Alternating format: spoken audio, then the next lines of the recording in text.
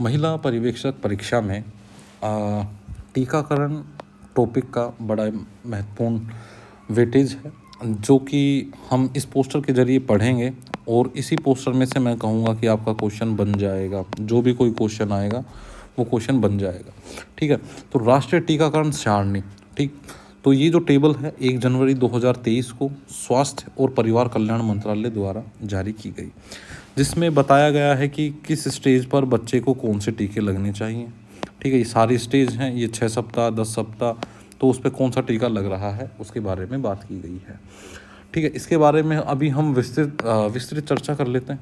ठीक, जिसमें हम बात करेंगे कि कौन सा टीका कब लगेगा एंड कौन टीके का पूरा नाम क्या है, किस डिजीज़ से बचाने के लिए लगाया जाता है। ठीक, तो अब यहाँ पे सबसे पहले जैसे ये बच्चा है ना, बच्चे का जन्म हुआ। ठीक, तो बच्चे का जन्म होते ही 3 टीके लगते हैं एक साथ। ठीक है, 3 टीके में पहले लगता है ओपीवी का टीका। तो ओपीवी क्या होता है? Oral polio vaccine. ठीक है, ओरल पोलियो वैक्सीन जो कि पोलियो से बचाता है, और ये ओरली डाला जाता है, जो आपने पिया होगा 2 बूंद जिंदगी की, तो वही है। ठीक, उसके बाद लगता है दूसरा टीका लगता है बीसीजी का। बीसीजी का टीका जो है वो टीबी से बचाता है, ट्यूबरकुलोसिस। ठीक है, बीसीजी की फुल फॉर्म देखें तो ये होता है बैसिलस क्लैमिटी ग्यूरिन। ठीक है, इसको याद रखना। फिर इसके बाद एक टीका लगता है हेपेटाइटिस बी, ना, जो बच्चे को लीवर की बीमारी से बचा के रखता है, क्योंकि हेपेटाइटिस बी के अंदर लीवर के अंदर क्रैक्स आ जाते हैं। ठीक है, तो उनसे जिससे बच्चा क्या हो जाता है, कुपोषित भी हो जाता है, और इवन बड़ों में भी हेपेटाइटिस की बीमारी पाई जाती। ठीक, तो ये हमारे जन्म के साथ हो गया, जन्म से 6 सप्ताह बाद। ठीक है, तो अब टीके लगेंगे ओपीवी की पहली डोज। यहाँ पे देखना 0 डोज है ना, यहाँ पे ओपीवी की 0 डोज थी, ओपीवी 0। ठीक है, अब पहली डोज ओपीवी की लगेगी 6 सप्ताह पे। ठीक, आरपीवी का मतलब क्या होता है? Rota virus vaccine. तो रोटा वायरस वैक्सीन जो है वो आपकी लगती है दस्त से बचाने के लिए बच्चे को। ठीक, तो डायरिया हो गया तो बच्चों को, उससे डायरिया बच्चे को ना हो, इससे बचाने के लिए रोटा वायरस वैक्सीन का इस्तेमाल किया जाता है। क्योंकि जब भी बच्चे को, अगर वो बालावस्था में है, बालावस्था तो गलत बोल दिया, शिशुअवस्था में है, और अगर उसके दस्त लग जाते हैं तो उसमें पीले की शिकायत हो जाती है, उसके अंदर इलेक्ट्रोलाइट्स कम हो जाते हैं, वो कुपोषित हो जाता है। ठीक है, तो इसलिए रोटा वायरस का भी टीका लगाया जाता है। फिर टीका आता है FIPV। तो FIPV है ना, तो यहाँ पे F मतलब होता है फ्रैक्शनल, I मतलब होता है inactivated, P for polio, V for vaccine, है ना। तो फ्रैक्शनल का मतलब होता है आंशिक। ठीक, और इनएक्टिवेटेड का होता है निष्क्रिय। ठीक है, तो आंशिक निष्क्रिय, तो यहाँ पे क्या, पोलियो के जो भी जीवाणु हैं उनको आंशिक रूप से निष्क्रिय किया जाता है, और यहाँ पे मुंह के बजाय डायरेक्ट वो इंजेक्शन के थ्रू बच्चे को दिया जाता है। ठीक है, तो ये भी एक क्या है, पोलियो से बचाने की डिजीज़ है। ठीक है, पोलियो से बचाने के लिए ही वैक्सीन है। इसके बाद आती है पेंटा, है ना, कि पेंटा के अंदर आप देखेंगे कि 5 तरीके के टीके लगते हैं, है ना। 5 तरीके के टीके नहीं, एक ही टीका 5 का काम करता है, तो ये 5 in 1 टीका भी बोलते हैं इसको। ठीक है, 5 in 1 टीका भी बोलते हैं, है ना। तो पहला जो है वो डिप्थीरिया से बचाता है, तो यहाँ पे डिप्थीरिया से बचाता है, पहला बीमारी आ गया। दूसरा बचाते हैं काली खांसी से। ठीक है, काली खांसी से बचाता है। तीसरा ये बचा देता है आपको टिटनस से, बच्चे को टिटनस नहीं होने देता। चौथा ये बचा देता है बच्चे को हेपेटाइटिस बी से, और चौथा ये बचाता है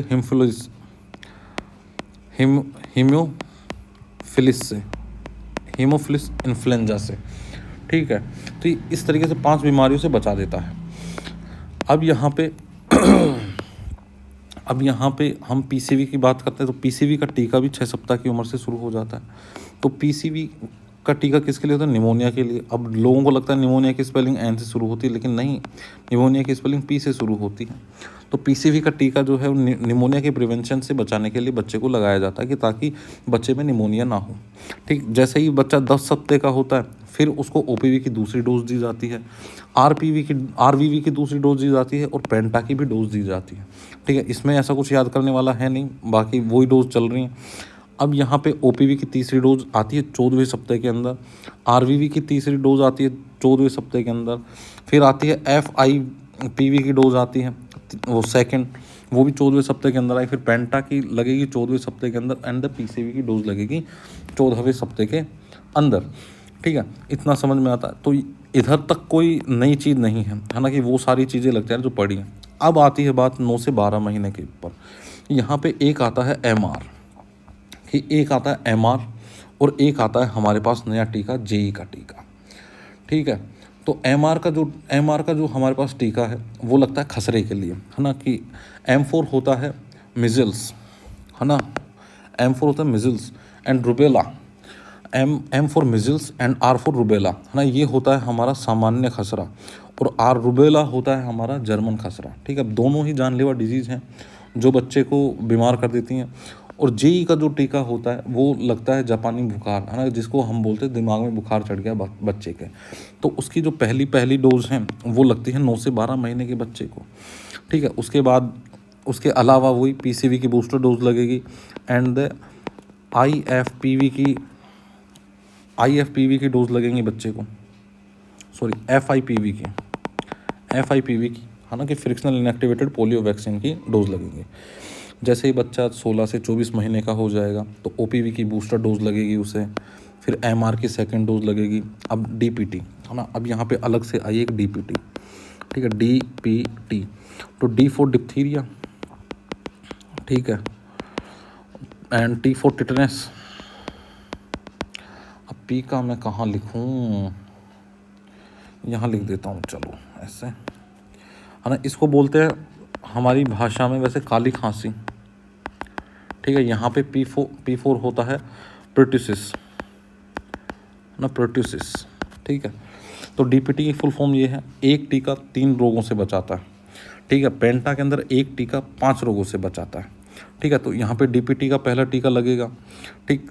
तो 5 से 6 साल का जैसे ही बच्चा होगा तो यहाँ पे DPT का बूस्टर डोज लगेगा, ठीक है। अब यहाँ से टीके क्या हो जाते हैं, कम होना शुरू हो जाते हैं। अब बच्चा जैसे ही 10 वर्ष का हुआ उसको TD का टीका लगेगा। अब TD क्या होता है कि T for tetanus and D for diphtheria, या फिर डिप्थीरिया, जो भी बोलते हैं, ठीक है। बच्चा अगर 16 वर्ष का हो गया फिर उसको TD का टीका, ये तो कोई लगवाता होगा भाई, ये तो कोई लगवाता होगा। और जैसे ही महिला गर्भवती हो जाती है तो बच्चे के बचाव के लिए और महिला के भी बचाव के लिए उन्हें 3 TD की डोज दी जाती हैं, जिसको TD1, TD2 and TD booster बोला जाता है, ठीक है। ये एक छोटी सी वीडियो थी समझाने के लिए कि किस तरीके से हमारी जो टीकाकरण है वो बच्चों में होना चाहिए, बच्चों को स्वस्थ बनाए रखने के लिए, उन्हें गंभीर बीमारियों से बचाने के लिए। क्योंकि हमारा जो देश है इंडिया, है ना, यहाँ पे एक बात होती है, एक इन्फेंट मोर्टिलिटी, ठीक है, इन्फेंट मोर्टिलिटी की बात। तो इन्फेंट मोर्टिलिटी क्या है कि 1 साल से कम के बच्चे, है ना, कि जो 1 साल के नहीं हुए हैं लेकिन मर गए, वो 44 है इंडिया में हर 1000 बच्चों के ऊपर। इन सब चीज़ों को कम करने के लिए, है ना, कि हमारे ये सारे वैक्सीन लगवाए जाते हैं, देखो कितने सारे वैक्सीन हैं, लेकिन उससे ऊपर जाते ही देखो थोड़े वैक्सीन बचते हैं हमारे पास, ठीक है। तो इन सब के लिए भी करा जाता है। इवन मैं राजस्थान का भी अगर आपको डेटा बताऊं तो राजस्थान में भी 52 जो हैं बच्चे हैं वो मर जाते हैं हर 1000 में से, ठीक है, 52 बच्चे। 1 मिनट में इसको क्लियर करके लिख देता हूँ कि वैसे बता देते हैं ना कि इंडिया में 44 हर 1000 के ऊपर इन्फेंट मोर्टिलिटी, राजस्थान के अंदर 52 हर 1000 के ऊपर इन्फेंट मोर्टिलिटी। अगर आप USA वगैरह को देख लो तो 7 है उधर, कि 7 ही बच्चे मर पाते हैं, ठीक है। तो इसीलिए हमारी टीकाकरण प्रोग्राम जो है यहाँ पे बहुत ज़्यादा जोर दिया गया है इस एरिया में कि ज़्यादा से ज़्यादा बच्चों को बचाया जा सके, ठीक है।